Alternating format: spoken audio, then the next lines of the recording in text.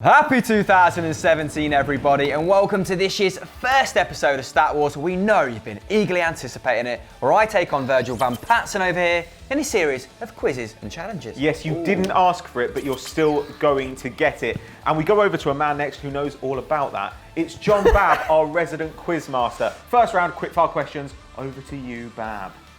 Oh, yes, we're back. It's 2017. And the first question of 2017 is about 2016. Which team in the Premier League had the most draws in 2016? Difficult. That is difficult. Lemon difficult. I'm tempted to say Palace.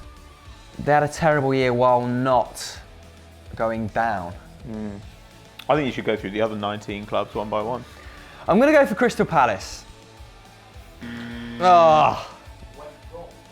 Hello, Pato. Welcome to 2017. And your first question is, which country hosted the World Cup in 1930?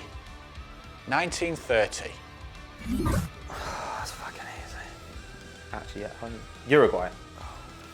Correct. Yes! No, they won the first and the is a piss 1950 one. take. I wasn't sure if it was If Brazil the for a minute shoe was then, on the 'cause other of foot, American you art. would be going through the roof roundabout now. Okay, Christoph. Question from Tommy Plays. Because he's cool like that, you know. He wants to know which team has been relegated the most from the Premier League. Who's the shittest? So you're looking for a team that bounces up and down the leagues. You're looking at the likes of Burnley, maybe. You're looking at the likes of Derby. Probably. Leicester have been down there a few times. So, anytime, mate. Burnley. Ooh. What a fucking anticlimactic question. It's not the shit team you thought it was. It's actually another shit team. So, we've all learnt something. Guten Tag, Ola, Bonjour. There are many different words throughout the world for hello, and many different countries have played in the World Cup. But can you tell me which country has conceded the most goals since the World Cup began? And that, my friend, is called a segue. Okay, so a team who's gone to basically as many World Cups as possible, I would hope. I've got no idea. I haven't got the foggiest. So I'm going to go for...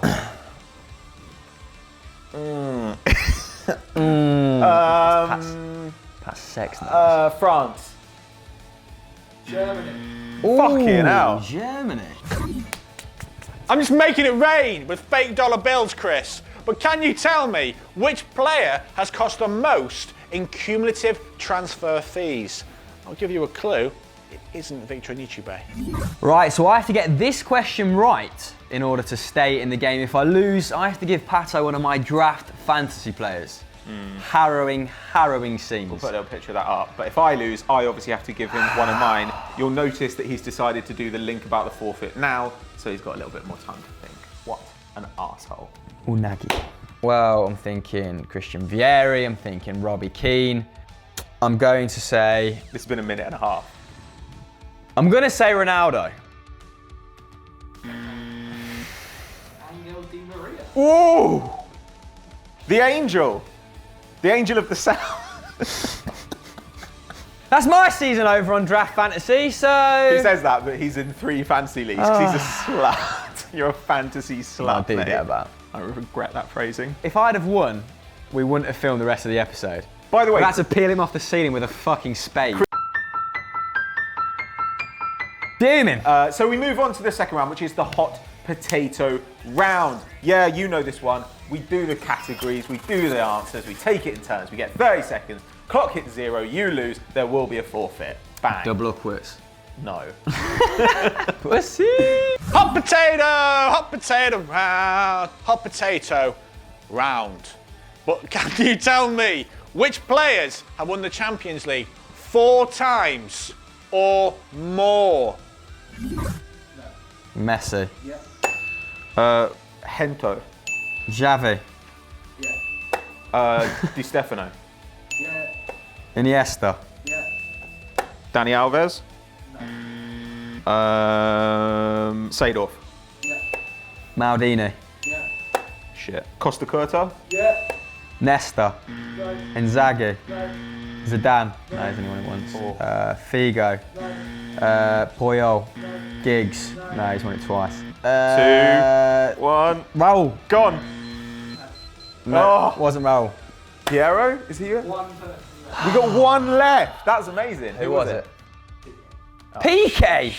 Sake.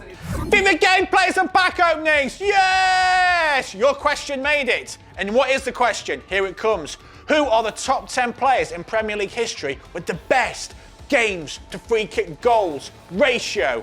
Yes! It's a big question. It's a tough question. Hard question for me to remember. But if you want your question in the show, leave a question in the comments with hashtag StatWars at the end of it, and we'll include it. Maybe.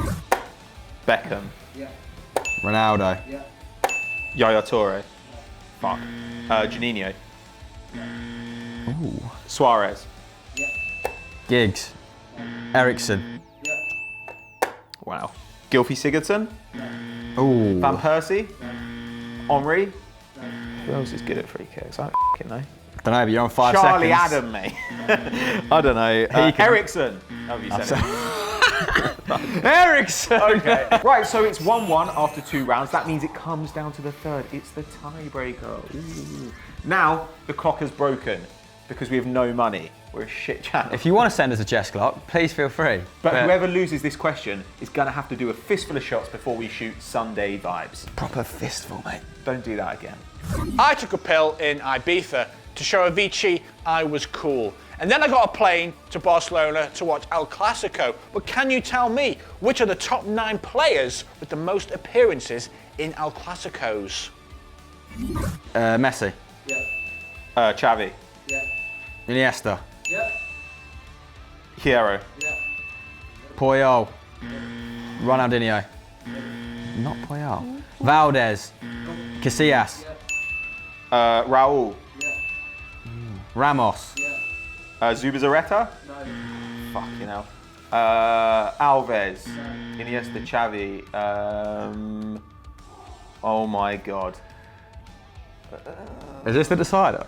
Campos, Zidane, Makelele, Beckham, Ralph Figo, Morientes. No.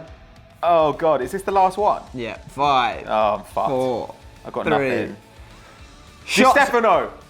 shots on PBS. Shit. Shots. Right, before we start Sunday Vibes, someone has a little obligation to fill from their Stat Wars forfeit. It is Pato, who's got a neck 3 double sambucas, a little bit of lemon, a little bit of salt, in your own time, big man. L-A-D-S. The lads. 1, 2. He's going for this. No, I'm not. 5. I'll do the other one after question 1. Joe actually helpfully spilled quite a lot of it. He's sloshed. He's got a right later. Not even had lunch, so He's got a right later. See ya. Brilliant. Right, guys, time for the story round. Ooh, strap yourself in, Pato. This is where we dig out an interesting story every week, relay it to you guys, and you vote for who you like the best. Pato is currently winning 5-3.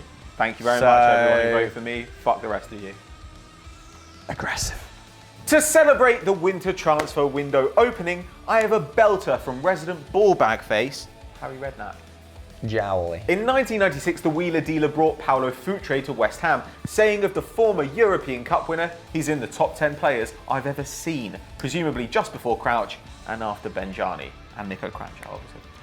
Up first that season were Arsenal, where the former Atletico captain was due to make his much anticipated debut. However, when the team sheet went up, Futre was left reeling. Had he been dropped? No, mate, it was worse. He'd been given the number 16 shirt, as worn by Flomini. He said to his manager, Futre 10. Not 16, Eusebio 10, Maradona 10, Pele 10, Futre 10, not fucking 16. So Redknapp, anyway, insisted that he wear it or he'd be benched. And you know what? He chose the bench. Man of his word. Yeah. After the game, Futre asked to buy the number 10 for £100,000, also giving the incumbent, John Moncur, 2 weeks in his luxury Algarve villa as a sweetener for swapping. What a guy. Well, that's fine, I'd take that. After all that, he lasted 9 appearances, a transfer that West Ham could actually have made a profit on without selling. Unbelievable scenes. Good, Pato, good. Thank you, I appreciate But that. That actually does mean a not lot. quite of this standard. With all the big money moves to China dominating the headlines, I found you a story right at the other end of the spectrum. You're at the other end of the spectrum. Oh, come on.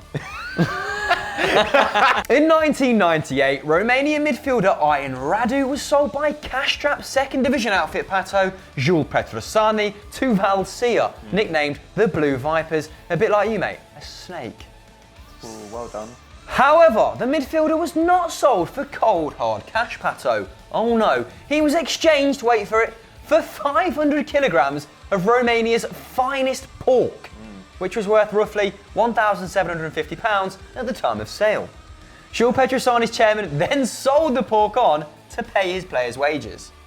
Probably sounds like they were Weird. sell by date. Yeah. Mate, just imagine if Oscar had been swapped for pork. His fee would equate to 40 million kilograms, or around 800,000 of the finest pigs in the UK, which Joe knows all about, having dated most of them. Radu's new club eventually folded due to poor finances, so safe to say they too made a pig's ear of that deal. Squeal for me, piggy! So that was the story round. Remember, you've got to vote up there in the top corner. I wouldn't blame you if you vote for Chris this week. It's a very solid story, if incompetently told. And if you enjoyed this, guys, why don't you check out last week's Stat Wars and look out for Sunday Vibes airing tomorrow on FD, the inferior channel. Shit.